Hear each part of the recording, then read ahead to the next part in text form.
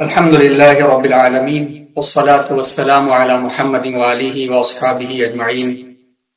أعوذ بالله من الشيطان الرجيم. بسم الله الرحمن الرحيم. يا أيها الذين آمنوا اتقوا الله وكونوا مع الصادقين. صدق الله العظيم. شاعر مشرق علامہ اقبال کی فکروں کو سمجھنے اور ان کے اشعار کو سمجھ کر اسلامی فکروں کی ترجمانی کی یہ نشست درس اقبال ایک لمبے عرصے کے بعد پھر سے شروع کی جا رہی ہے. اللہ کا احسان اور اللہ کا کرم اور اب تمام حضرات کا شکریہ کہ آپ نے اپنا قیمتی وقت عنایت فرمایا، اور ہم ممنون و مشکور ہیں بزم یعنی درس اقبال کے موجودہ ذمہ داران، اور دعا کرتے ہیں سابقہ ذمہ داران کے لیے جنہوں نے علامہ اقبال کی میزبانی جسمانی بھی کی اور فکری بھی کی. شاعر مشرق علامہ اقبال رحمۃ اللہ علیہ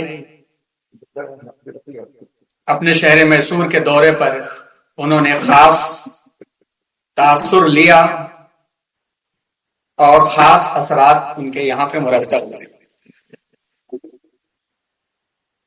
شہر میسور نے بھی ان کی فکروں کو ہمیشہ سمجھا، اور یہاں پر ان کی فکروں کو سمجھنے میں کئی شخصیات ایسی گزری ہیں جنہوں نے علامہ اقبال کی فکروں کو پھیلایا ہے. جن میں سے دو شخصیات ایسی ہیں جن سے براہ راست استفادے کا موقع رہا. ایک شخصیت جناب عزت مآب محمد محمود آغا سروش صاحب، جن سے بہت ہی کم لیکن استفادے کا موقع ملا، اور دوسری شخصیت جناب پروفیسر بی شیخ علی صاحب، جن سے الحمدللہ 2002 سے لے کر 2022 تک استفادے کا موقع ملا. اس کے علاوہ جناب عبد الرحمن گوہر طریقیروی صاحب اور ان کا ساتھ دینے والے احباب افراد، ہم ان کے حق میں دعا کرتے ہیں کہ اللہ تبارک و تعالیٰ ان کی مغفرت فرمائے، اور وہ جو فکریں چھوڑ کر کے گئے ہیں ان فکروں کو ہمیں آگے لے کر چلنے کی توفیق عطا فرمائے. ہم بہت ممنون و مشکور ہیں اعظم بیت المال کے ذمہ داران، عزت مآب سیکریٹری جناب پروفیسر ریاض احمد صاحب، نائب صدر جناب مشاہد حسن صاحب، جوائنٹ سیکریٹری جناب ڈاکٹر نعیم اللہ شریف صاحب، درس اقبال کے ذمہ داران میں جناب نعمت اللہ صاحب، اور آپ تمام احباب اور حضرات. دعا کریں کہ جس امید سے اور جس جستجو کے تحت آپ تشریف لائے ہیں، اللہ تعالیٰ کچھ باتیں اس کے مطابق کہلوا دے، کیونکہ تجربے کے اعتبار سے اور معلومات کے اعتبار سے ہمارے درمیان میں اقبالیات بلکہ شعر فہمی، ادبی ذوق ہمارے درمیان میں سب سے بہتر اور سب سے اعلیٰ ہم سب کے بڑے جناب سید احمد راحل صاحب کا ہے، جو الحمدللہ اپنے اشعار کے ذریعے بھی قوم و ملت کی خدمت کرتے آئے ہیں. اللہ تعالیٰ انہیں صحت سے نوازے اور آئندہ اور بھی ان کے اشعار کے ذریعے قوم و ملت کی خدمت ہو، کیونکہ آپ کے اشعار دعوتی ہوتے ہیں، قرآن و حدیث کے ترجمانی کے ہوتے ہیں. ہم ان کا بھی بہت شکر ادا کرتے ہیں، اور طالب علمانہ گفتگو کے لیے آپ حضرات حاضر ہوئے ہیں. کہیں پہ کوئی غلطی ہو جائے تو اس کی اصلاح فرما دیں، اور کبھی یہ ہرگز نہ سمجھیں کہ بات کرنے میں علامہ اقبال کے اشعار کی ترجمانی کرنے میں کسی شخص کو اس وقت مہارت حاصل، خاص طور پر اپنے آپ کے بارے میں ہم ہرگز نہ کہہ سکتے ہیں اور نہ یہ سوچ سکتے. بس دعا کریں کہ اس فکر کو سمجھنے کی توفیق مل جائے. آج کا جو عنوان ہے وہ عنوان جیسا کہ ابھی آپ کے سامنے نظم طلوع اسلام پڑھی گئی، اور طلوع اسلام کی نظم کے ایک بند کی تشریح انشاءاللہ آپ کے سامنے پیش کرنے کی کوشش کی جائے. ہم جانتے ہیں کہ علامہ اقبال کی جو شاعری ہے وہ بیک وقت اسلامی فکر کی ترجمانی بھی ہے عہد جدید کے ادب کا اس میں ریفلیکشن بھی ہے، اور ادب کی کئی اصناف وہاں پہ مرجع کی حیثیت حاصل کرتی ہیں۔ بات کہنے کا جو زور ہے ان کا وہ دو ٹوک بھی ہے، لیکن بات کہتے کہتے اشارے اور کنائے کبھی اتنے گہرے کر جاتے ہیں کہ اس پر پوری کی پوری کتابیں لکھی جا سکیں۔ تشبیہات بامانہ ان کے استعمال ہوتی ہیں، اور استعارے بہت ہی بروقت اور پرمغز استعمال ہوتے ہیں۔ کئی اشعار ایسے ہیں کہ جس کے ایک ایک لفظ پر لوگوں نے کتابیں لکھ دی۔ آج کا یہ عنوان نہیں ہے، 5 بجے ہم لوگوں کو ختم بھی کرنا ہے، یہ عنوان کسی اور وقت پر انشاءاللہ لایا جائے گا کہ علامہ اقبال کی شعر گوئی کی جو اہمیت ہے وہ گویا کہا جائے کہ ایک طرح اشعار کے ذریعے انسائکلوپیڈیا ہے۔ مولانا جلال الدین رومی جن کو اپنا فکری استاد علامہ اقبال علیہ رحمت تصور کرتے ہیں، تو فارسی زبان میں ان کی جو مثنوی ہے وہ قرآن کی ترجمانی کہی جاتی ہے، تو علامہ اقبال کے اشعار اردو میں اور جو فارسی میں یہ بھی قرآن کی ترجمانی کہے جاتے ہیں۔ ابھی جو نظم آپ کے سامنے جس کی وضاحت ہوگی، اس وضاحت میں 2-3 چیزیں آپ کے سامنے انشاءاللہ لائی جائیں گی۔ استعارے کو علامہ اقبال نے کس انداز سے استعمال کیا ہے اور تشبیہ کو کس انداز سے استعمال کیا ہے۔ اردو نواز حضرات ہیں، آپ جانتے ہیں بہتر کہ تشبیہ اور استعارے میں تھوڑا فرق ہوتا ہے، بہت قریب کا ہے لیکن فرق ہوتا ہے۔ تشبیہ جو ہے کسی چیز کو کا سملر قرار دیا جاتا ہے، کہ جیسے میرا بیٹا تو شیر کی طرح ہے، تو سملر قرار دیا کہ اس کو تشبیہ کہا جاتا ہے۔ اور استعارہ سیم، استعارہ اصل میں آریتن سے ہے، کسی بھی چیز کو وہی نام دیتا ہے، میرا بیٹا شیر ہے، یہ فرق ہوتا ہے۔ اور اس نظم میں بھی استعارہ اور تشبیہ دونوں علامہ نے استعمال کیا ہے، جو انشاءاللہ آپ کے سامنے اس کو بیان کیا جائے گا۔ اس نظم کے اندر، اس نظم کا عنوان ہے طلوع اسلام۔ قبل اس کے لیے کہ طلوع اسلام کی نظم کا پہلا بند آپ کے سامنے پیش کیا جائے، چونکہ ایک لمبے وقفے کے بعد ہم لوگ جڑے ہیں، تو ہمیں معلوم ہونا چاہیے، مذاکرے کے طور پر سن بھی لیں، کہ 1877 سے لے کر کے 1938 کے درمیان علامہ اقبال کی زندگی رہی۔ پیدائش 1877 اور وفات آپ کی 1938، اور آپ کی شاعری کے 3 دور۔ پہلا دور تو یورپ جانے سے پہلے کا، اور یہ عبوری دور، اور اس میں آپ نے فکری طور پر جو مرجع استعمال کیا اس کے اندر کئی چیزیں رہی، لیکن آپ کی شاعری کا جو دوسرا دور تھا یورپ سے آنے کے بعد، تو یورپ سے آنے کے بعد یورپ میں آپ نے جو چیزوں کو دیکھا اور محسوس کیا، تو گویا کہا جائے کہ ایک طرح سے اردو کی شاعری ان کی ختم ہونے لگی۔ اگر پروفیسر آرلانڈ نے ان کو متوجہ نہ کیا ہوتا تو ممکن تھا کہ پوری کی پوری ان کی شاعری فارسی میں چلی جاتی، لیکن اس وقت کی جو شاعری ہے سب سے اہم شاعری وہ فارسی زبان کی، اور پھر آخری دور کی جو شاعری ہوئی ہے وہ 1914 سے لے کر کے وفات تک کی، یہ انقلابی شاعری ہے۔ اسی کی جھلک آپ کو اس میں انشاءاللہ نظر آئے گی، جس میں خاص طور پر بانگ درا، جس میں طلوع اسلام نظم ہے، بانگ درا 1924 میں شائع ہوئی، اور اسی کے بعد اقبال کے اقبال بلند ہوا۔ عوامی طور پر، خواص کے طور پر بانگ درا کے اندر ہر کچھ ہے جس کی لوگوں کو طلب ہوتی ہے۔ قومیت کے مزاج رکھنے والوں کے لیے بھی بانگ درا میں نظمیں مل جائیں گی، سارے جہاں سے اچھا ہندوستان ہمارا۔ غیر قوموں کے لیے بھی پیغام مل جائے گا، ہندوستان کے حب الوطنی کا گیت، نانک نے جس زمین پر وحدت کا گیت گایا، رام چندر کا تذکرہ مل جائے گا، تیرتھ کا تذکرہ مل جائے گا۔ بچوں کے لیے بھی گیت ہے، لب پہ آتی ہے دعا بن کے تمنا میری، مکڑا اور مکھی، پہاڑ اور گلہری، پرندے کی فریاد، آتا ہے یاد مجھ کو گزرا ہوا زمانہ، وہ باغ کی بہاریں، وہ سب کا چہچہانا، آزادیاں کہاں وہ اب اپنے گھونسلے کی، اپنی خوشی سے آنا، اپنی خوشی سے جانا۔ ادب نوازوں کے لیے بھی ہے کہ ادب نواز جن چیزوں میں سکون تلاشتے ہیں، گل رنگین، ابر، کوہسار، آفتاب نو، صبح، محبت کے لیے دل ڈھونڈ کوئی ٹوٹنے والا، یہ وہ میں ہے جسے رکھتے نہیں نازک آبگینوں میں، اس طرح کے اشعار بھی مل جائیں گے۔ مصلحین، مفکرین، ماخذ حیات، سب کچھ ملے گا۔ اسی میں سے ایک نظم علامہ اقبال کی طلوع اسلام ہے۔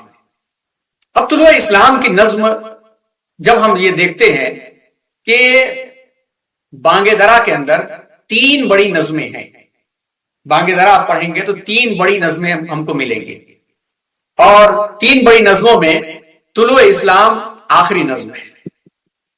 پہلی نظم شمع اور شاعر کئی بندوں پہ ہے، دوسری نظم خضر راہ، اور تیسری نظم طلوع اسلام۔ تینوں مقصد کے اعتبار سے ایک ہی بات کہی گئی ہے، لیکن طرز تینوں کا جدا گانا ہے۔ طرز جدا گانا کس طرح سے ہے؟ شمع اور شاعر میں علامہ اقبال انہوں نے 19ویں صدی کا جب آغاز ہوا تو ہم دیکھتے ہیں کہ 19ویں صدی میں مسلمانوں کا جو معاملہ تھا، ہر جگہ مسلمانوں کا معاملہ پستی اور زوال کی طرف تھا۔ ہندوستان کے اندر بھی 1857 کے ہنگاموں اور کوشش آزادی کے بعد جس طرح کے حالات ہندوستان کے اندر پیدا ہوئے، وہ حالات علامہ اقبال کو بہت تڑپاتے تھے۔ دنیا کے اندر بھی عالم اسلام میں عثمانی حکومت کا جو معاملہ تھا کہ عثمانی حکومت جنہوں نے 17ویں صدی کے اختتام تک، جن کو کہا جاتا تھا سلطانز آف 3 کانٹیننٹس، 3 بر اعظموں کے سلطان، جن کے ہاں سلطان سلیم یندرم اور سلطان سلیمان اعظم جیسے بادشاہ تھے کہ ایک جگہ بیٹھے ہیں، 3 بر اعظموں پر حکمرانی کر رہے ہیں۔ ان کے بر اعظم کے اندر 19ویں صدی کے آغاز میں ایک یورپ سیاح آتا ہے قسطنطنیہ یعنی استنبول، اور آنے کے بعد اس کی گھڑی خراب ہو جاتی، پورے ترکی میں گھومتا ہے، ایک گھڑی بنانے والا بھی کوئی نہیں ملتا۔ اس طرح سے زوال علم کی مثالیں تھیں۔ علامہ اقبال بہت اس سے نالا تھے، اور انہوں نے شمع اور شاعر کے اندر ایک تخیلاتی داستان کو بیان کیا ہے، منظر کشی۔ شمع بھی جل رہی ہے لیکن صبح ہوگی نہیں ہوگی اس کو پتا نہیں، اور شاعر بھی دل کا دکھا ہوا ہے اور وہ اپنی رات تاریکی میں گزار رہا ہے۔ جن کے ہنگاموں سے تھے آباد ویرانے کبھی، جن کے ہنگاموں سے تھے آباد ویرانے کبھی، شہر ان کے مٹ گئے آبادیاں بن ہو گئی۔ بن کا مطلب جنگل، جنگل۔ سطوت توحید قائم جن نمازوں سے ہوئی، سطوت توحید کا مطلب گریٹنس آف توحید، بلندی۔ سطوت توحید قائم جن نمازوں سے ہوئی، وہ نماز ہند میں نظر برہمن ہو گئی۔ اس طرح کے دکھ کو بیان کیا ہے انہوں نے شمع اور شاعر کے اندر، اور انہی اشعار میں آخر میں انہوں نے کہا وائے ناکامی متاع کارواں جاتا رہا۔ متاع کا مطلب جو اصل سرمایہ ہے، کارواں قافلہ۔ وائے ناکامی متاع کارواں جاتا رہا، کارواں کے دل سے احساس زیاں جاتا رہا۔ اس چیز کو علامہ اقبال نے بہت خاص طور پر پیش کیا کہ احساس ہی جب ختم ہو گیا، جس کو کہا جائے کہ نقصان کا احساس ختم ہو گیا تو کس طرح سے احساس جگایا جائے۔ تو شمع اور شاعر میں گویا علامہ اقبال نے بہت نا امیدی کا اور بہت ٹوٹے ہوئے دل کا احساس کیا ہے کہ ایسی قوم ایسی رات سے گزر رہی ہے کہ رات کی تاریکیوں کو وہ دور بھی نہیں کرنا چاہتے۔ جیسا کہ یاد پڑتا ہے کہ جناب سید حامد صاحب رحمۃ اللہ علیہ نے دعوت میں ایک مضمون لکھا تھا 1993 میں، اور اس میں ایک بڑی اچھی مثال دی تھی، انہوں نے دماغ میں بس گئی، اس مضمون کو ہم نے ڈائری میں لکھا تھا۔ انہوں نے کہا تھا کہ ایک گھنا جنگل ہے، جھاڑیاں، دلدل، درندے، اور اس پر تاریکی، اور اس میں ایک صاحب چیختے چلاتے بھاگے چلے جا رہے ہیں، بچاؤ، کوئی مدد کرو، کوئی بچاؤ، کوئی مدد کرو، کوئی بچاؤ۔ حال یہ ہے کہ ان کے پاس جنگل کی تاریکی کو دور کرنے کی شمعیں موجود ہیں، جنگل کے کانٹوں کو کاٹنے کے لیے ہتھیار موجود ہیں، درندوں کی درندگی کو دور کرنے کے لیے ساز و سامان موجود ہے، لیکن اس کے باوجود اپنا بوجھ اپنے سر پہ لیے بچاؤ بچاؤ کرتے بھاگے چلے جا رہے ہیں. اور سید صاحب نے یعنی سید حامد صاحب نے لکھا تھا یہ ہم مسلم قوم ہیں اس وقت. اسی کرب کا اظہار ہم کو شمع اور شاعر نظم میں پوری طرح سے مل جائے گا، جس کے اندر ایک امید بھی ہے. علامہ اقبال کی شاعری کی خصوصیت یہ ہے کہ ہر جگہ صرف مایوسی کا اظہار نہیں کرتے بلکہ اپنی کہیں نہ کہیں امید لا دیتے. ایک نظم کا ایک بند سننے کے لائق ہے، حالانکہ وہ عنوان نہیں ہے پھر بھی سننے کے لائق ہے تاکہ یہ ترتیب جڑ جائے. آشنا اپنی حقیقت سے ہو اے دہقاں ذرا، دہقاں دیہاتی کھیتی باڑی کرنے والے. نو یور ریئلٹی علیکم انفسکم کی ترجمانی ہے سورہ مائدہ کی آیت نمبر 105 یا ایھا الذین آمنوا علیکم انفسکم، اے ایمان والو اپنے آپ کو پہچانو. آشنا اپنی حقیقت سے ہو اے دہقاں ذرا، دانا تو، کھیتی بھی تو، بارہ بھی تو، حاصل بھی تو. کس کی جستجو آوارہ رکھتی ہے تجھے، راہ تو، رہرو بھی تو، رہبر بھی تو، منزل بھی تو. کانپتا ہے دل تیرا اندیشہ طوفان سے کیا، نا خدا تو، بحر تو، کشتی بھی تو، ساحل بھی تو. دیکھ آ کر کوچے چاکے گریما بے، کبھی قیس تو، لیلا بھی تو، صحرا بھی تو، محمل بھی تو. وائے نادانی کی تو محتاج ساقی ہو گیا. کیا بات کہی انہوں نے لا کر کے. سہل ممتنع ہے جس کو کہا جاتا ہے، اس کو لفظ و نشر مرتب بھی عربی گرامر میں کہا جاتا ہے کہ بات کے پیغام کو لا کر کے ایک سامنے سچویشن کو پیش کرنے کا سوچنے پر مجبور کر دینا. یہی وجہ ہے کہ اہل فکر حضرات جب ان کے شعر کو سنتے تو سر دھنتے تھے، واہ واہ کرتے تھے. ہمیں اس بزرگ کا واقعہ سنایا کہ ہمارے والد محترم کی دکان پر ایک شعر سن کر کے جھوم اٹھتے تھے. ایک دم بڑھاپے کی عمر تھی لیکن جھوم اٹھتے تھے. فکر پیدا ہو جاتی ہے کہ دیکھیے اوپر سے جو بات کہہ رہے ہیں علامہ اقبال کہ سب کچھ تم ہی ہو، وائے نادانی کہ تو محتاج ساقی ہو گیا. ساقی کی محتاجی کیسی، جبکہ حقیقت یہ ہے کہ میں بھی تو، مینا بھی تو، ساقی بھی تو، محفل بھی تو. شعلہ بن کر پھونک دے خاشاک غیر اللہ کو، خوف باطل کیا کہ ہے غارت گرے باطل کی تو. بے خبر تو جوہر آئینہ ایام ہے، تو زمانے میں خدا کا آخری پیغام ہے. یہ شمع اور شاعر میں علامہ اقبال نے گویا ایک طرح سے اپنی مایوسیت کو تو پیش کیا ہے کہ قوم جاگ نہیں رہی ہے، پھر بھی ایک پیغام دیا ہے. دوسری جو نظم ہے وہ خضر راہ ہے. ہم جانتے ہیں کہ حضرت خضر علیہ السلام حضرت موسیٰ علیہ السلام کے ساتھ ان کا مکالمہ سورہ کہف 15ویں پارے میں اور 16ویں پارے میں معروف ہے. علامہ اقبال نے ان کا بھی بہت استعمال کیا. ان کو ایک رہبر رہنما کی طرف سے خیالی تصور کے ساتھ ان سے بھی خود گفتگو کی ہے، ان سے بھی نصیحت لی ہے. بہت عجیب یہ نظمیں ہیں. انشاءاللہ آئندہ اس کے اوپر بات رکھی جائے تو بہتر ہے، چونکہ پہلے سے نادانی میں چونکہ اتنی واقفیت علامہ اقبال سے نہیں ہے تو طلوع اسلام کی نظم لے لی گئی، لیکن اگر باقاعدہ اس پر مشورہ کر کے مطالعہ کر کے لیا گیا ہوتا تو شمع اور شاعر سے لیا گیا ہوتا. خیر انشاءاللہ آئندہ اسے لے لیا جائے گا. اس کا پس منظر یہ ہے کہ پہلی جنگ عظیم جب ختم ہوئی تو 1919 اور 1920 کے آس پاس دنیا میں انقلابات رونما ہونے لگے. کچھ ملک بکھرے تو کچھ ملکوں نے عثمانی سلطنت کو یعنی عالم اسلام کا بندر بانٹ کیا. علامہ اقبال نے ان چیزوں کو دیکھا اور محسوس کیا. ملوکیت، سرمایہ داری اور اس کے مفاسد، اس کے خرابیاں، فتنے، جھگڑے، فسادات جنگ عظیم اول میں آ چکے تھے. یہ جو کلونیل وار شروع ہوئی تھی جس کی وجہ سے برطانیہ باہر نکلا، دیکھا دیکھی فرانس بھی باہر نکلا، اور ان کے سامنے نوالا تر جس کو کہا جاتا ہے تر لقمہ وہ عالم اسلام تھا.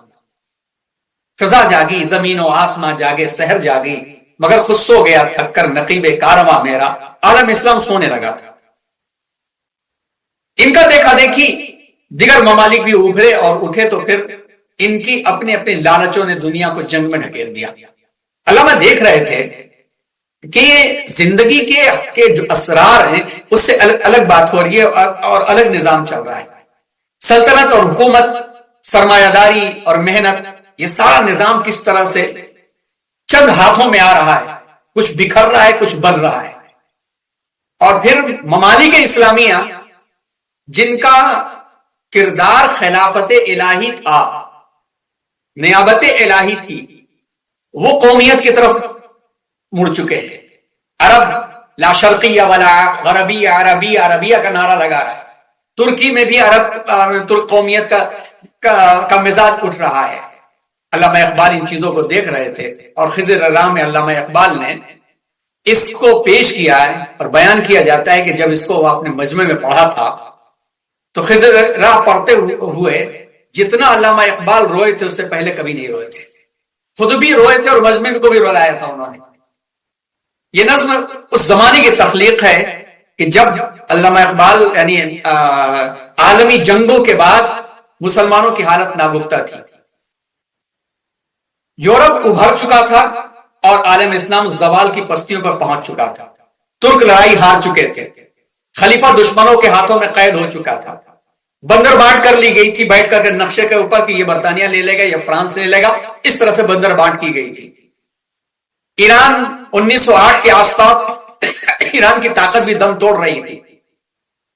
عرب ترکوں سے آزادی سے عرب نے تو ترکوں سے آزادی حاصل کر لیا، لیکن ترکوں کے پنجوں سے نکل کر فرانس اور برطانیہ کے پنجے میں چلے گئے ہو۔ مکہ اور مدینہ نام کے آزاد تھے، بیت المقدس پر صلیبی پرچم لہرانے لگا۔ ہندوستان میں بھی حالات اسی قسم کے ہوئے۔ 1929 میں امرتسر کے اندر جلیانہ والا باغ جیسا کیس پیش آیا، خلافت موومنٹ یہاں پہ شروع ہوئی، اس کا حشر جو ہوا وہ بھی علامہ اقبال کے سامنے تھا۔ گولیاں چلائی گئی اور بے قصوروں کو جیلوں میں بند کیا گیا۔ استنبول پر برطانیہ اور فرانس کا قبضہ ہو گیا، یونان کو سنورنا دے دیا گیا، انگورا کا شہر تباہ کر دیا گیا۔ اس وقت جو قائد ابھر کر کے آیا تھا مصطفیٰ کمال پاشا، جس کو کمال اتا ترک کہا جاتا تھا، اس کے بعد کے کردار کو نہیں، جو اس وقت کا کردار تھا وہ ایک بڑے قائد کا کردار تھا، اور اسی کی شخصیت طلوع اسلام میں گویا کہا جائے کہ ہیرو ہے۔ علامہ اقبال نے انہی حالات کے اندر خضر راہ نظم لکھی، اور اس کے اندر انہوں نے ایک امید جگایا، ایک امید قائم کیا کہ ہو صداقت کے لیے جس دل میں مرنے کی تڑپ، ہو صداقت کے لیے جس دل میں مرنے کی تڑپ، پہلے اپنے پے کرے خاکی میں جاں پیدا کرے، پھونک ڈالے یہ زمین و آسمان مستعار، مستعار کا مطلب عاریتن لیا گیا، اور خاکستر سے اپنا آپ جہاں پیدا کرے، یہ گھڑی محشر کی ہے تو عرصہ محشر میں ہے، پیش کر غافل عمل کوئی گر دفتر میں ہے۔ یہ تھا خضر راہ کا عنوان۔ تو پہلے شمع اور شاعر کے اندر مایوسیت، اس میں رجائیت، تھوڑی امید، اور اس کے بعد نظم طلوع اسلام شروع ہوتی ہے۔ نظم طلوع اسلام سے ہی اس کا ٹائٹل شروع سمجھ میں آتا ہے۔ ہوا یہ تھا کہ جب ہر طرف سے ایسی خبریں آ رہی تھی، اسی زمانے میں 1922 کے آس پاس مصطفیٰ کمال پاشا نے تنے تنہا، جبکہ کچھ امید نہیں تھی، چاروں طرف سے گھیراؤ ہو چکا تھا، خلافت سے امیدیں ختم ہو رہی تھی، مصطفیٰ کمال پاشا نے سقاریہ کی جنگ میں یونانیوں کو زبردست شکست دے دیا، ایک دم سے دنیا اسلام کا ہیرو بن گیا ہو، اور یہ حقیقت دنیا پہ آگے کہ ترک ابھی زندہ ہے، اور اس نے سمرنا فتح کیا۔ اقبال اسی مایوسی کے عالم کے بعد انہوں نے طلوع اسلام نظم لکھی کہ اسلام کا اس سورج پھر سے طلوع ہو رہا ہے۔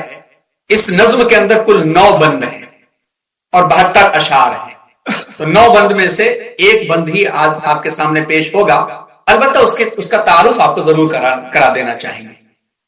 پہلے بند میں قوم کی ترقی اور کامیابی پر علامہ اقبال نے خوشخبری سنایا ہے، جو نظم جناب راحیل صاحب نے پیش کیا، دلیل صبح روشن ہے ستاروں کی تنک تابی۔ دوسرے بند میں مصطفیٰ کمال پاشا کو چمن کا دیدور کہا علامہ اقبال نے، اور وہ بڑا مشہور شعر ہے جو ہم سنتے رہتے ہیں کہ جہاں بانی سے ہے دشوار تر کارے جہاں بینی۔ جہاں بانی کا مطلب حکومت چلانا، دنیا کو چلانا، یہ آسان کام ہے، لیکن جہاں بانی سے ہے دشوار تر کارے جہاں بینی، دنیا کو دیکھنا، حالات اور سچویشن کو گہرائی کے ساتھ جانچنا، جہاں بانی سے ہے دشوار تر کارے جہاں بینی۔ جگر خوں ہو تو چشمے دل میں ہوتی ہے نظر پیدا، دل جب جلتا ہے تب یہاں بصیرت اور انسائٹ پیدا ہوتی ہے۔ ہزاروں سال نرگس اپنی بے نوری پہ روتی ہے، بڑی مشکل سے ہوتا ہے چمن میں دیدار پیدا۔ علامہ اقبال یہاں پر مصطفیٰ کمال پاشا کو کہہ رہے ہیں جس نے ایک امید کا دیا روشن کیا تھا۔ تیسرے بند میں علامہ اقبال نے پوری قوم کو پیغام دیا ہے. خدائے لم یزل کا دست قدرت ہے، زباں تو ہے. اللہ تبارک و تعالیٰ نے اپنا خلیفہ بنایا. یقین پیدا کرے غافل کہ مغلوب گما تو ہے، پرے ہے چرخ نیلی فام سے منزل مسلمہ کی، ستارے جس کی گرد راہ ہو وہ کارواں تو ہے. اور اس بند کے آخر میں علامہ اقبال نے یہ پیغام دے دیا پوری قوم کو، سبق پھر پڑھ صداقت کا. صداقت کا مطلب سیدنا حضرت علی رضی اللہ، سیدنا حضرت ابوبکر صدیق رضی اللہ تعالیٰ عنہ کی صداقت کیا تھی. حضور اکرم صلی اللہ علیہ وسلم کے ہاتھوں پر اپنا ہاتھ ایسا دیا کہ ابو جہل دوڑا ہوا آیا کہ خبر ہے ایک آدمی کہتا ہے کہ ابھی نکلا اور راتوں رات اس نے خانہ کعبہ سے نکل کر کے بیت المقدس کی سیر کی اور ساتوں آسمانوں کی سیر کی، جنت کا نظارہ کیا، جہنم کا نظارہ کیا اور واپس بھی آ گیا. تو ابو بکر صدیق نے پوچھا جن کا نام ابھی صرف ابو بکر تھا، کہا کس نے؟ تو ابو جہل نے موقع تاک کر کے کہا ارے وہی جن محمد جن کا تم بڑا نام لیتے ہو. تو ابو بکر صدیق نے کہا بے وقوف، اس سے بڑی چیز پر ہم جب ایمان لا چکے ہیں تو اس پر ایمان لانا کیا بڑی بات ہے؟ بن دیکھے اندیکھے خدا کے اوپر ہم ایمان لا چکے ہیں تو یہ کون سی بڑی بات ہے؟ بالکل سچ کہہ رہے ہوں گے. اسی دن سے صدیق کا لقب پڑا اور ان کی زندگی گزر گئی کہ اللہ کے رسول صلی اللہ علیہ وسلم کے سنت کو مٹتا دیکھ لیا تو کہا ينقص الدین وانا حی، میرے جیتے جی تو سنت کو کوئی مٹا نہیں سکتا، دین کو مٹا نہیں سکتا. تو سبق پھر پر صداقت کا، عدالت کا. حضرت عمر رضی اللہ تعالیٰ عنہ کے انصاف کا، عدالت کا، نظام کا. سبق پھر پر صداقت کا، عدالت کا، شجاعت کا. سیدنا حضرت علی رضی اللہ تعالیٰ عنہ کی بہادری کا. لیا جائے گا تجھ سے کام پھر دنیا کی امامت کا. تو بند نمبر 3 کے اندر پوری قوم کو انہوں نے پیغام دیا. بند نمبر 4 کے اندر علامہ اقبال نے جو پیغام دیا کہ دنیا کا نظام یہی ہے، چلتا رہے گا ایسے ہی، یہی مقصود فطرت ہے، یہی رمز مسلمانی، اخوت کی جہانگیری، محبت کی فراوانی. اخوت اور محبت، بتانے رنگ اخو کو توڑ کر ملت میں گم ہو جا. علامہ دیکھ رہے تھے کہ کس طرح سے ٹکڑوں میں قومیت میں بٹ گئے. عرب قومیت الگ ہو گئی، ترکی قومیت الگ ہو گئی. اس بکھراؤ کی وجہ سے کیا نقصان ہوا. طلوع اسلام میں یہ پیغام علامہ اقبال دے رہے ہیں، بتانے رنگ خو کو توڑ کر ملت میں گم ہو جا، نہ تورانی رہے باقی، نہ ایرانی نہ افغانی. اور پھر اسی کے اندر ایک پیغام دیا علامہ اقبال نے، مٹایا قیصر و کسریٰ کے استبداد کو جس نے، ظلم کو مٹایا. قیصر و کسریٰ، قیصر Roman umpire, Kisra Persian umpire. مٹایا قیصر و کسریٰ کے استبداد کو جس نے، وہ کیا تھا؟ زور حیدر، فقر بودر، صدق سلمانی. زور حیدر حضرت علی رضی اللہ تعالیٰ عنہ کا جوش اور ان کے جوش کے متوالے صحابہ کرام. فقر بوزر، دنیا سے بے رغبت، حضرت ابو ذر غفاری رضی اللہ تعالیٰ عنہ. صدق سلمانی، سلمان فارسی رضی اللہ تعالیٰ عنہ کی سچائی کس طرح سے تلاش کر کے نبی کو انہوں نے پایا تھا اور سچائی کے ساتھ انہوں نے گواہی دیا تھا. تو یہاں پر علامہ اقبال قوم کے سامنے مرض کا علاج پیش کر رہے ہیں. بند نمبر 5 میں یہ علامہ اقبال پر پیغام پیش کرتے ہیں کہ غلامی کی زنجیروں کو نہیں کاٹو گے تو کچھ نہیں ہو سکے گا. اور اس میں کہتے ہیں غلامی میں ناکام آتی ہیں شمشیریں نہ تدبیریں، جو ہو ذوق یقین پیدا تو کٹ جاتی ہیں زنجیریں. یقین محکم عمل پہ ہم محبت فاتح عالم، جہاد زندگانی میں ہے یہ مردوں کی شمشیر. یہ پورا بند ایک ایک لفظ اس پر تو بات کرنے کا ہے جو آئندہ انشاءاللہ کیا جائے گا. چھٹے بند کے اندر ترکوں کی کامیابی کا تذکرہ کیا کہ عقابی شان سے جھپٹے تھے جو بے پالو پر نکلے، ستارے شام کے خون شفق میں ڈوب کر نکلے. یقین افراد کا سرمایہ تعمیر ملت ہے، یہی قوت ہے جو صورت گر تقدیر ملت ہے. 7ویں میں اخوت کا بھولا ہوا سبق یاد دلایا گیا کہ تو راز کن فقاں ہے، اپنی آنکھوں پر عیاں ہو جا، خودی کا رازداں ہو جا، خدا کا ترجمہ ہو جا.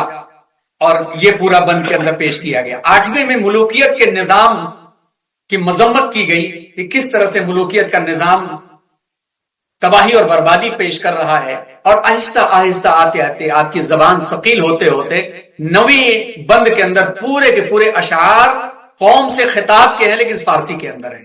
بیا ساقی نوائے مرغ راز از شاہ خسار آمد، بہار آمد، نگار آمد، نگار آمد، قرار آمد. یہ پورا بند اسی طرح سے.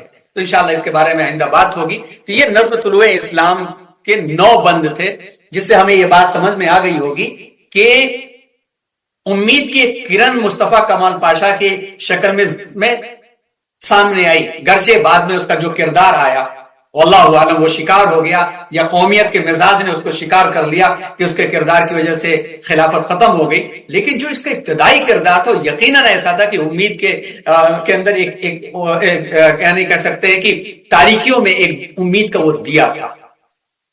اسی میں علامہ اقبال نے پہلے بند کے اندر 8 اشعار ہیں، اور 8 اشعار کو انشاءاللہ سمجھنے کی ہم لوگ کوشش کریں گے۔ جیسا کہ ابھی پڑھے گئے اشعار، دلیل صبح روشن ہے ستاروں کی تنک تابی، افق سے آفتاب ابھرا گیا دورے گراں خوابی۔ نمبر 1 دلیل گواہی نشانی، تنک تابی، تنک ہلکا سا ٹمٹمانا، ہلکی سی روشنی، اس کو کہا جاتا ہے ٹمٹمانے والے ستارے کی روشنی کو تنک تابی کہا جاتا ہے۔ تاب فارسی کا لفظ ہے، تابندہ، تابش، یہ سارے کے سارے وہ جو ہے روشنی کے معنی میں ہے۔ تنک مطلب ہلکی، تنک مزاجی کہا جاتا ہے نا، بس چھٹکے میں مزاج کا پتہ چلنا، وہ چھوٹی چھوٹی بات کے اوپر تو چھوٹے سے معاملے کے اندر آتا ہے۔ افق ہورائزن کو کہتے ہیں آسمان کا کنارہ جہاں ڈاؤن ہوتا ہوا دکھتا ہے۔ آفتاب ابھرا مطلب سورج نکلا، یہاں پر اشارہ ہے مصطفیٰ کمال پاشا کی طرف۔ دور گراں خوابی، دور کا مطلب زمانہ، گراں کا مطلب بھاری، خواب کا مطلب نیند۔ تو علامہ اقبال کہتے ہیں کہ ستاروں کی روشنی کا پھیکا پڑ جانا اس بات کی نشانی ہے کہ رات ختم ہونے والی ہے اور روشن صبح کا آغاز ہونے والا ہے۔ دیکھو سورج نکل رہا ہے، نمودار ہو رہا ہے، اب گہری نیند سونے والے بھی اٹھ جائیں گے۔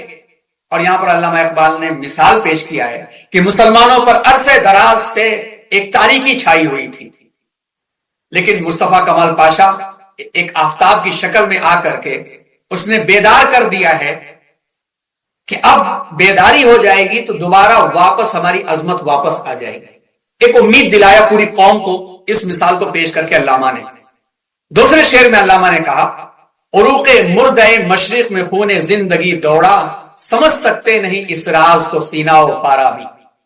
2 شخص کا نام لیا یہاں پر آپ نے تمثیل کا استعمال کیا۔ اردو ادب میں تمثیل ایک بہت بڑی صنف سمجھا جاتا ہے کہ تمثیل کے ذریعے انسان بڑی بڑی باتیں چھوٹے جملے میں کہہ دیتا ہے۔ عروق مردہ مشرق، عروق عرق کی جمع ہے جس کو بے جان رگے کہتے ہیں۔ مردہ بے جان رگے، عرق کہتے ہیں، رگ اسی کی جمع عروق ہے، اور مردہ بے جان، مشرق ہمارا علاقہ جس کو ایسٹ کہا جاتا ہے۔ خون زندگی، زندگی کی رمق، یہ علامہ اقبال پہلے مصرے میں کہہ رہے ہیں کہ عروق مردہ مشرق میں خون زندگی دوڑا۔ مردہ تھے بہت دنوں تک، سو رہے تھے، لیکن اس کردار کی وجہ سے جوش آ گیا ہے، اب زندگی پتہ چلنے لگی ہے۔ اور کیسے یہ ہو گیا، اس کو علامہ اقبال کے ایمان کی دلیل بھی کہا جا سکتا ہے کہ وہ کہہ رہے ہیں کہ بڑا سے بڑا فلسفی بھی چاہے تو اس کی تشریح نہیں کر سکتا، کیونکہ ابن سینا اور ابو نصر فارابی اپنے زمانے کے بڑے حکیموں اور فلسفیوں میں ان کا شمار ہوتا ہے جو لاجک کے ساتھ باتوں کو پیش کرنے کے لیے مشہور ہیں۔ یہاں 2 نام پیش کر کے علامہ اقبال تمام فلاسفرز کو اور تمام لاجیکل تھنکنگ رکھنے والوں کو اپیل کر رہے ہیں کہ تمہاری لاجک کے مطابق تو مسلمان ملک میں کوئی اٹھ ہی نہیں سکتا تھا، لیکن تم نہیں سمجھ سکتے یہ اللہ کا نظام ہے کہ اللہ تبارک و تعالیٰ کس کو کہاں سے اٹھا سکتا ہے اور اللہ تبارک و تعالیٰ کس مردہ قوم کو کیسے زندہ کر سکتا ہے۔ یہ واقعہ بتا سکتا ہے کہ عروق مردہ مشرق میں خون زندگی دوڑا، اب خون زندگی دوڑ چکا ہے، اور کیسے دوڑا؟ مسلمان کو مسلمان کر دیا طوفان مغرب نے، مسلمان کو مسلمان کر دیا طوفان مغرب نے، تلا تمہائے دریا سے ہے گوہر کی سیرابی۔ طوفان مغرب اصل میں اشارہ ہے 1914 سے لے کر 1919 کے درمیان چلنے والی فرسٹ ورلڈ وار کا۔ مغرب سے ہی طوفان اٹھا تھا، مغرب سے لوگ اٹھے تھے، وہ تو ترکی بعد میں کودا تھا، کیونکہ ایک طرف جرمنی ایک طرف اتحادی درمیان میں یہ تھا، وہ مجبوری کے تحت کودنا پڑا، اور اصل میں کہا جائے تو ٹارگٹ وہی تھا۔ پھر جب وہ ٹارگٹ پورا ہو گیا تو سارا کا سارا جو ہے ٹھیکرا اس کے سر پہ پھوڑ دیا گیا، لیکن فائدہ کیا ملا اس سے؟ کہ مسلمان صحیح معنی میں اسلام کا شہدائی بن گئے. یہی بات کہی ہے کسی اور شاعر ہے نا کہ اسلام کی فطرت میں قدرت نے لچک دی ہے، اتنا ہی ابھرے گا جتنا کہ دباؤ گے. یہ بات شاہد ہے کہ جب جب عالم اسلام پر متحدہ طریقے پر گھیراؤ ہوا ہے اس وقت عالم اسلام سے نئی شاخ ٹوٹی ہے. آج کے زمانے کی جو یہ درندگیاں جو دکھ رہی ہیں، اس کے اندر سے جو ایک ٹھنڈی ہوا چلنی شروع ہوئی ہے، جس میں مغرب میں تیزی کے ساتھ اسلام کی آغوش میں لوگوں کے آنے کا سلسلہ شروع ہوا ہے، یہ ظلم کے بادل چھٹنے والے ہیں، یہ چیزیں بتا رہی ہیں. اور اللہ کے نظام 2-3 سالوں کا نہیں ہوتا. اللہ کے نظام تنبیہ والا ہوتا ہے کہ جاگ جاؤ جاگ جاؤ جاگ جاؤ. نہیں جاگے تو اللہ اس قوم کا صفایا کر کے دوسری قوم کو لے کر کے آتے ہیں، جیسا کہ قرآن میں اللہ تعالیٰ نے سورہ محمد میں ارشاد فرمایا، اور سورہ محمد کو پڑھنا بھی چاہیے. وَإِن تَتَوَلَّوْا يَسْتَبْدِلْ قَوْمًا غَيْرَكُمْ ثُمَّ لَا يَكُونُوا أَمْثَالَكُمْ کہ دیکھو تم اگر یعنی قرآن کو اٹھانے والوں جو دعویٰ کر رہے ہو قرآن کے حامل ہے، قرآن سے تمہارا مطلب نہیں، اگر تم اس سے اپنے آپ کو الگ کرو گے تو تمہاری جگہ دوسری قوم کو لائیں گے اور وہ تمہاری طرح نہیں ہوں گے. تو ایسے ہی ہر ایک ہنگامے کے بعد اسلام زندہ ہوتا ہے. جیسے علامہ اقبالی کا شعر ہے، قتل حسین اصل میں مرگ یزید ہے. مولانا محمد علی جوہر کا شکریہ. اسلام زندہ ہوتا ہے. قتل حسین اصل میں مرگ یزید ہے، اسلام زندہ ہوتا ہے ہر کربلا کے بعد. شکریہ جناب شفیع صاحب. جناب مولانا محمد علی جوہر علیہ الرحمہ نے اس کو پیش کیا. تو یہ حقیقت ہے. تو جنگ عظیم کے بعد سمندروں میں بھی طوفان آتے رہتے ہیں، اور یہاں دیکھیے اس شعر کے اندر تلا تم ہائے دریا سے ہی ہے گوہر کی سیرابی. پہلے مصرے اور دوسرے مصرے میں ایک تو تمثیل بھی ملتی ہے، استعارہ بھی ملتا ہے، تشبیہ بھی ملتی ہے، اور فکر کی طرف اشارہ بھی ہے. فکر کے بارے میں قرآن کی آیت کی روشنی میں بات ہوئی. تاریخی حقیقت کی مغرب نے جو جنگ عظیم برپا کیا اس کے بعد سے اس قسم کا قائد ابھر کر کے آیا. تو دوسرے مصرے میں علامہ اقبال کہتے ہیں تلا تم ہائے دریا سے ہے گوہر کی سیرابی. جب دریا یا سمندر کی موجیں جب زور مارتی ہیں تو جو سیپی ہے، جو گوہر ہے، اس سے موتی بنتا ہے. کہ جس وقت سمندروں میں طوفان آتے ہیں اور جب مد و جزر ابھرتا ہے تو موتی اسی وقت وجود میں آتے ہیں کہ سیپیوں کے منہ میں کچھ خاص قسم کے ذرے جاتے ہیں جس پر وہ اپنا لعاب دہن لپیٹتا ہے اور آخر میں وہ موتی کی شکل میں آتے ہیں. تو علامہ اقبال نے اس مضمون کو اٹھایا کہ مسلمانوں کو جنگ عظیم نے بیدار کر دیا ہے. غفلت سو رہے تھے برسوں کی نیند سے، اب ان میں اپنی حفاظت کا جوش و ولولہ پیدا ہو گیا ہے، اور اس بات کا احساس ہو گیا ہے کہ اگر ہم جدوجہد نہیں کریں گے تو فنا ہو جائیں گے. پھر اس کے بعد کے اشعار میں علامہ اقبال ایک امید دلا رہے ہیں. عطا مومن کو پھر درگاہ حق سے ہونے والا ہے. عطا مومن کو پھر درگاہ حق سے ہونے والا ہے. شکوہ ترکمانی ذہن ہندی نطق عربی. عجیب شان ہے. علامہ اقبال کی ایسی مثال لے کے آتے ہیں کہ جس مثال پر کسی نہ مسلک والے کو اعتراض ہو اور نہ کسی قوم والے کا اعتراض ہو. جیسے علامہ اقبال ایک نظم کے اندر ایک گویا کہا جائے کہ طنز پیش کرتے ہیں.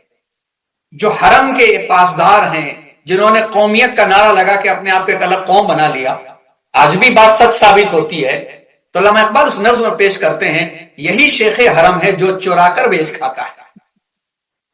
یہی شیخ حرم ہے جو چورا کر بیچ کھاتا ہے. گلی میں بوزرو دلقے اویسو چادر زہرا. ابھی آپ کو سمجھاتے ہیں تو اندازہ کیجئے کہ علامہ اقبال کتنی لطافت رکھتے ہیں اپنے شعر میں کہ بات میں طنز اتنا گہرا ہے، لیکن بات اتنی لطیف ہے کہ نہ شیعہ طنز کرے، نہ سنی طنز کرے، نہ کوئی طنز نہ کرے. ایسی شخصیات کا استعمال علامہ اقبال نے یہ کیا کہ تینوں کے نزدیک علامہ اقبال یہ تینوں شخصیات تمام مسالک کے نزدیک محبوب ہیں. علامہ اقبال کہتے ہیں یہی شیخ حرم ہے جو چرا کر بیچ کھاتا ہے.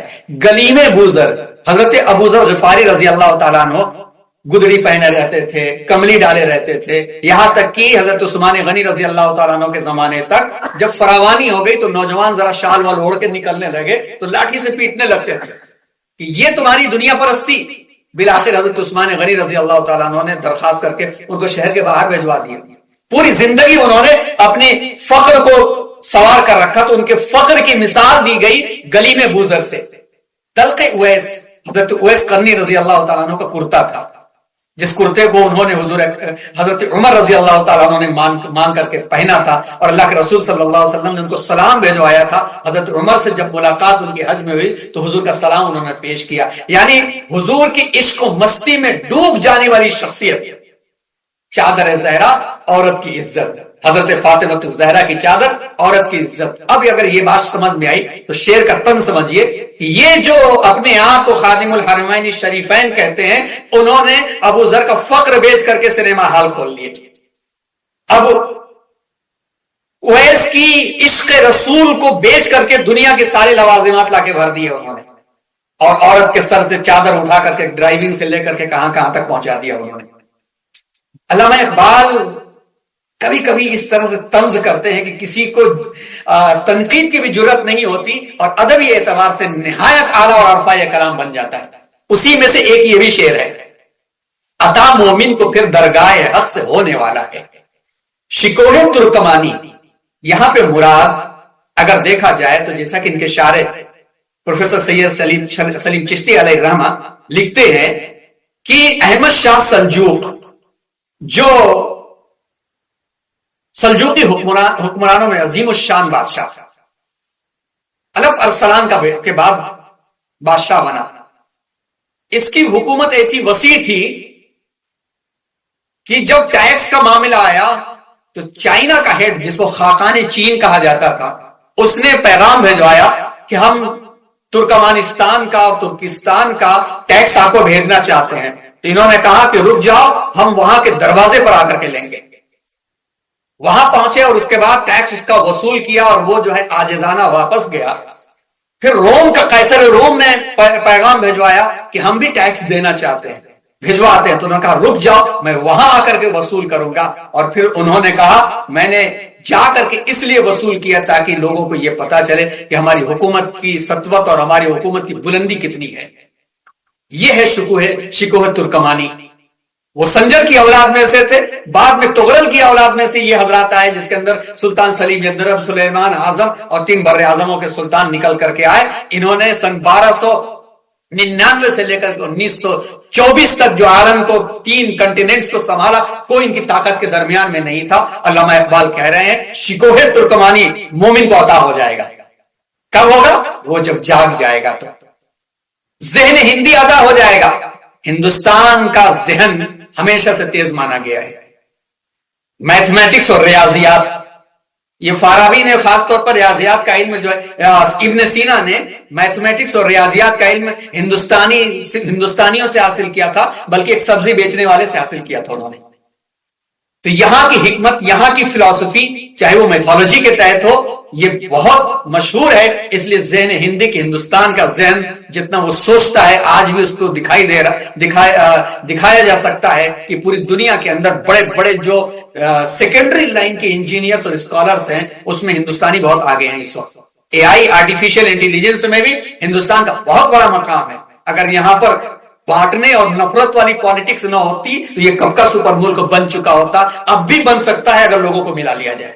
یہ بانٹنے اور ان کے اوپر سول کوڈ لاؤ تو ان کی جائیداد کو ضبط کرو، ان پر بلڈوزر چلاؤ تو ان کو آزاد چھوڑ دو. جب تک یہ ہوتا رہے گا ہمارا ملک، ہمارا جو ہے نہ اصل میں آزاد ہوگا، نہ ہمارا ملک سپر پاور بنے گا. ہمارا ملک سپر پاور بننے کا پورا اہل ہے، یہ ہمارے کچھ لوگ نہیں بننے دے رہے ہیں. اللہ کرے کہ ان کو صحیح سمجھ میں آئے. نطق اعرابی اور اہل عرب کی زبان کا تو کیا کہنا، ان کو تو دعویٰ تھا کہ زبان تو ہمارے پاس ہے، باقی لوگ گونگے ہیں، مکھے ہیں، جن کو عجمی کہا جاتا ہے. اہل عرب تو یہ تھے کہ ایک شعر کہتے تو اس کی تشریح کے واسطے ہزاروں الفاظ ڈھونڈنے پڑتے تھے. تو علامہ اقبال نے تینوں کی ترجمانی کیا ہے کہ عربی زبان کی فصاحت، ہندوستانی ذہن اور ترکمانی طاقت مومن کو عطا ہو جائے گا، شرط یہ ہے کہ وہ جاگ جائے. آثار تو بتا رہے ہیں. علامہ اقبال کی امیدیں اہل ایمان کے واسطے ہیں. اور آخر میں آ کر کے علامہ اقبال، اثر کچھ خواب کا غنچوں میں باقی ہے تو اے بلبل، اثر کچھ خواب کا غنچوں میں باقی ہے تو اے بلبل. اب لا کر کے پھر قوم کی ریالٹی پہ لا دیتے. ایسا نہیں کہ انہوں نے، علامہ اقبال نے کہہ دیا کہ جوش میں انسان آ جائے، لیکن علامہ اقبال جوش کو بھی ہوش کے ساتھ رکھتے ہیں، ریالٹی اور حقائق کے ساتھ باندھ کر کے رکھتے ہیں۔ اس شعر میں کہہ رہے ہیں، پیچھے میں تو جوش دلایا انہوں نے، بڑی اچھی امید آ گئی کہ مومن کو مل جائے گا، لیکن حقیقت کو علامہ اقبال یہ کہہ رہے ہیں بلبل کو مخاطب کہتے ہوئے، اثر کچھ خواب کا غنچوں میں، غنچہ کا مطلب باغ، باغ ابھی سو رہا ہے، یہاں مراد قوم ہے۔ اگر اے بلبل خواب میں ابھی باغ سو رہا ہے، کچھ اثر باغ باقی ہے، تو ایک فارسی مصرع اس میں استعمال کرتے ہیں، نوارا تلخ تر میزن، نوا کا مطلب آواز، پکار، تلخ تیز کرو، تر تیز تر کرو، میزن اور تیز کرو، چو نغمے کمیابی۔ اے بلبل اگر تو محسوس کرتا ہے کہ تیری کلیوں میں، تیرے گلشن میں، تیرے باغ میں اب تک نیند کا اثر موجود ہے اور وہ کھل کر کے فضا کو معطر نہیں کر رہے ہیں، بیدار نہیں ہو رہے ہیں، تو مناسب یہ ہے کہ اپنے نغموں کو اور تیز کر دے کہ تیری گیت سننے کا جو شوق ہے وہ بڑھ جائے۔ اگر سننے والے لوگ، مثال کے طور پر اگر جھپکیاں آ رہی ہیں تو اس کا مطلب یہ ہے کہ پھر لینگویج چینج کر دو، یا اور زور کی بات کرو، یا طریقہ تبدیل کر دو۔ ایسے ہی اگر کسی کا گاتے گاتے لوگ عادی ہو گئے ہیں تو گانے والے کو کہا جاتا ذرا ٹیون چینج کرو، ذرا طرز الگ کرو۔ جب ٹیون چینج ہوگی، طرز الگ ہوگی، تو پھر خود بخود لوگ سنیں گے۔ تو علامہ اقبال یہاں پر کہہ رہے ہیں، نوارا تلخ ترمی زن چو ذوق نغمہ کمیابی۔ اگر تو دیکھے اپنے آپ کو، علامہ اقبال کہہ رہے ہیں، بلبل اپنے آپ کو کہہ رہے ہیں علامہ اقبال، اور غنچہ قوم کو کہہ رہے ہیں۔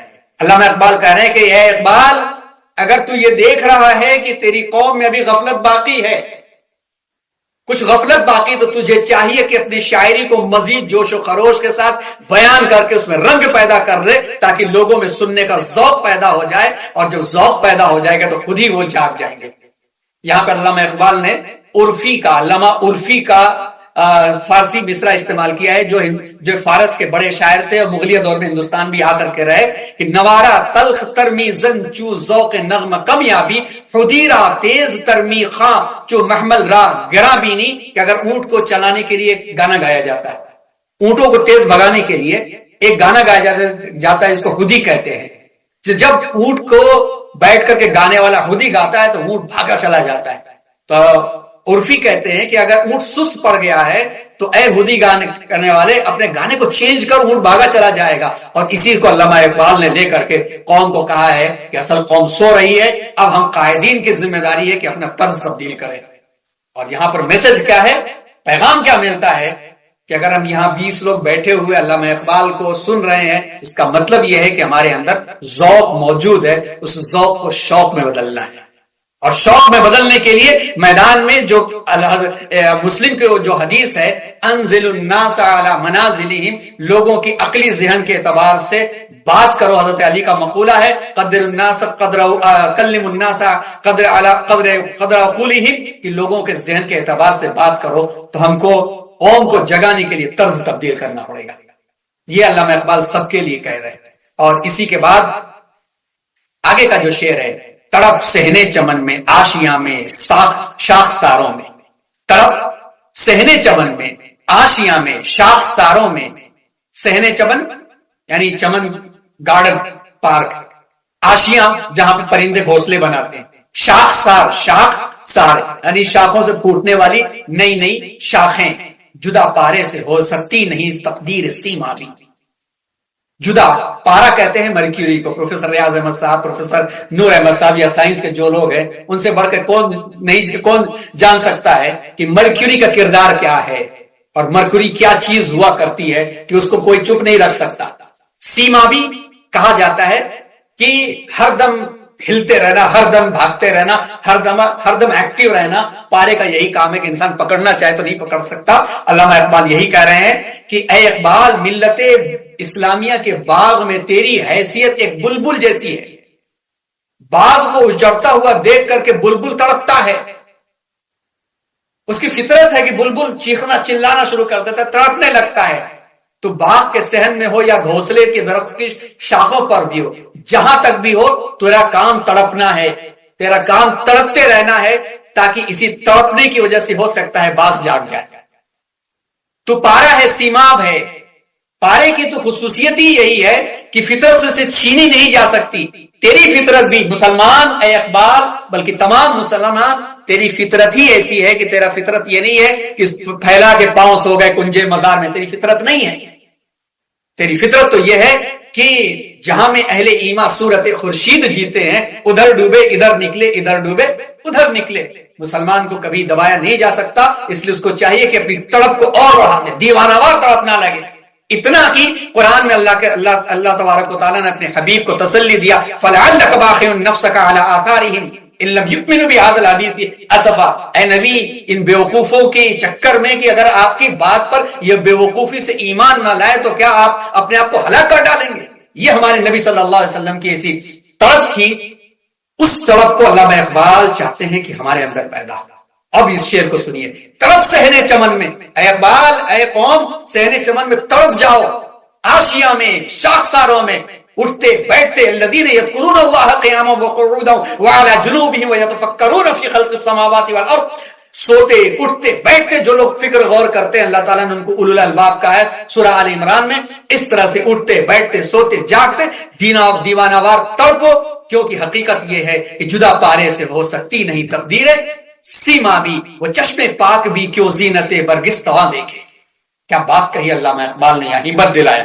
وہاں ایک تو حقیقت بتایا، پیغام دیا، یا ہمت دلایا ہے. وہ چشمے پاک بھی کیوں زینت برگستواں دیکھے، نظر آتی ہے جس کو مرد غازی کی جگر تابی.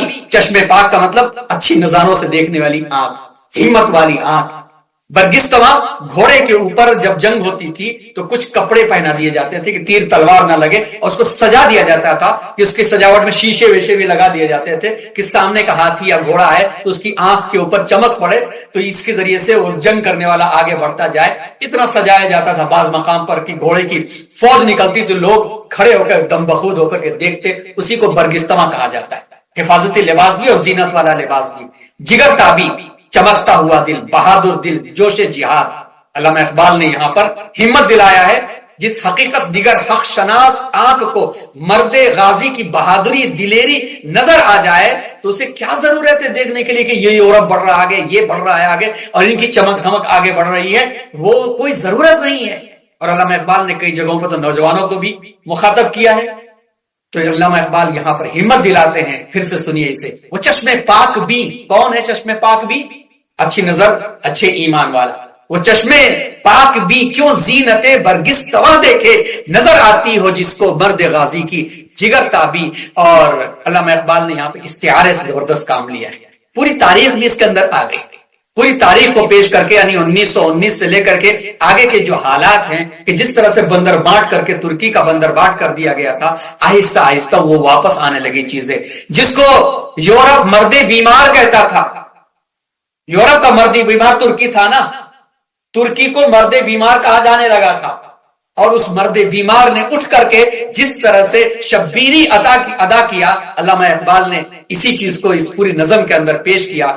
اور آخر میں علامہ اقبال دعائیہ کلمات کے اوپر اپنی بات کو ختم کر رہے ہیں. ضمیر لالہ میں روشن چراغ آرزو کر دے، ضمیر لالہ میں روشن چراغ آرزو کر دے، چمن کے ذرے ذرے کو شہید جستجو کر دے. اگر سمجھ جائیں گے آپ تو پھر آپ کے سامنے ایک اور شعر واضح ہو جائے گا. کی محمد سے وفا تو نے تو ہم تیرے ہیں، یہ جہاں چیز ہے کیا لوح و قلم تیرے ہیں. علامہ اقبال ایک لالا کا لفظ استعمال کرتے، چونکہ لاہور کے آس پاس تھے. وہاں پر یعنی کہتے ہیں نا کہ دل کا ٹکڑا، جس کو آیا میرے لال، یہاں بھی لفظ استعمال ہوتا ہے. تو وہاں پر لالے کی جان لفظ استعمال ہوتا ہے. جس کو بہت محبوب انسان سمجھتا ہے، دل کا ٹکڑا، اس کے لیے لالا کا لفظ علامہ اقبال استعمال کرتے. شاعری میں بہت ملے گا. ضمیر لالا، اس کی سوچ، اس کی فکر، مسلمان کا دل مراد ہے یہاں پر. چمن، مسلمان قوم یہاں پہ مراد ہے. شہید جستجو معلوم ہے کون ہے؟ شہید جستجو یعنی طلب اور تڑپ اور تلاش کے اندر شہید ہو جائے گا، گم ہو جائے وہ. اور کون ہے تڑپ اور کون ہے تلاش؟ وہ سرور عالم حضرت محمد مصطفیٰ صلی اللہ علیہ وسلم ہے. علامہ اقبال دعا کر رہے ہیں، ضمیر لالہ میں روشن چراغ آرزو کر دے، ضمیر لالا مسلمان کے دل میں اے اللہ آرزو کی امید جگا دیجئے، چمن کے ذرے ذرے کو، قوم کے ذرے ذرے کو حضور اکرم جناب محمد رسول اللہ صلی اللہ علیہ وسلم کا پیروکار بنا دیجئے۔ یہاں پہ لا کے علامہ اقبال اپنے اس نظم کو ختم کرتے ہیں، اور یعنی پہلے بند کو ختم کرتے ہیں، اور پہلا بند ہمارے سامنے اس طور پر سامنے آتا ہے کہ دلیل صبح روشن ہے ستاروں کی تنکتا بھی، افق سے آفتاب ابھرا گیا دورے گرا خوابی، عروق مردہ مشرق میں خون زندگی دوڑا، سمجھ سکتے نہیں اس راز کو سینہ و فارابی، مسلمان کو مسلمان کر دیا طوفان مغرب نے، تلا تبھائے دریا ہی سے ہے گوہر کی سیرابی، عطا مومن کو پھر درگاہ حق سے ہونے والا ہے، شکوہ ترکمانی ذہن ہندی نطق عربی، اصل کچھ خواب کا غنچوں میں باقی ہے تو اے بلبل نوارا تلخ میں ترمیزن چو ذوق نغمہ کمیابی، طرف سہنے چمن میں آشیا میں شاخساروں میں جدا پارے سے ہو سکتی نہیں تقدیر سیما بھی، وہ چشم پاک بھی کیوں زینت برگستواں دیکھے، نظر آتی ہے جس کو مرد غازی کی جگرتا بھی، ضمیر لالہ میں روشن چراغ آرزو کر دے، چمن کے ذرے ذرے کو شہید جستجو کر دے۔ آمین۔ وآخر دعوانا ان الحمدللہ رب العالمین۔